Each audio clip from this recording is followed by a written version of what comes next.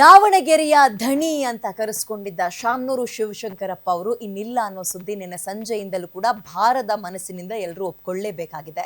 ಅವರಿಗೆ ಅಂತಿಮ ವಿದಾಯವನ್ನ ಹೇಳುವಂತಹ ಕ್ಷಣ ಹತ್ರಕ್ಕೆ ಬರ್ತಾ ಇದೆ.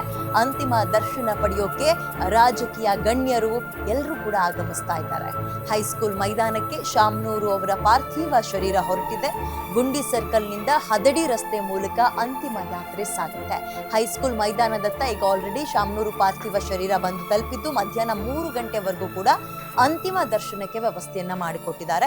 ಸಾರ್ವಜನಿಕ ದರ್ಶನದ ನಂತರ ಕಲ್ಲೇಶ್ವರ ರೈಸ್ ಮಿಲ್ಗೆ ಅವರ ಪಾರ್ಥಿವ ಶರೀರ ರವಾನೆಯಾಗುತ್ತೆ. ಕಲ್ಲೇಶ್ವರ ರೈಸ್ ಮಿಲ್ ಆವರಣದಲ್ಲಿ ಅವರ ಪತ್ನಿಯ ಪಕ್ಕದಲ್ಲೇ ಶಾಮನೂರು ಅವರ ಅಂತ್ಯಕ್ರಿಯೆ ಕೂಡ ನೆರವೇರುತ್ತೆ. ಅಂತಿಮ ದರ್ಶನಕ್ಕೆ ಸಾವಿರಾರು ಅಭಿಮಾನಿಗಳು ಬಂದಿದ್ದಾರೆ.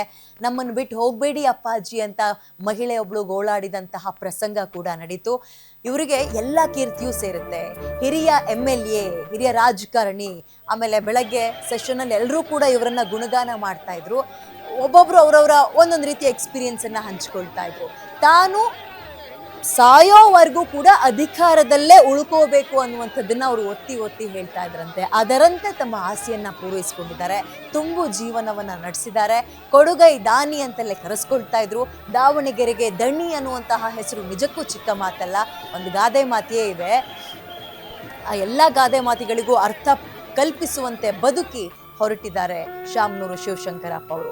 ದಾವಣಗೆರೆಯ ಸುತ್ತಮುತ್ತ ಇರುವ ಕಾಲೇಜು ಸ್ಕೂಲ್ಗಳೆಲ್ಲವಕ್ಕೂ ಕೂಡ ಈಗ ರಜೆಯನ್ನ ಕೊಡಲಾಗಿದೆ. ಇವತ್ತು ಒಂದು ದಿನದ ಮಟ್ಟಿಗೆ ಭಾವಪೂರ್ಣ ಶ್ರದ್ಧಾಂಜಲಿಯನ್ನ ಎಲ್ಲರೂ ಸಲ್ಲಿಸ್ತಾ ಇದ್ದಾರೆ.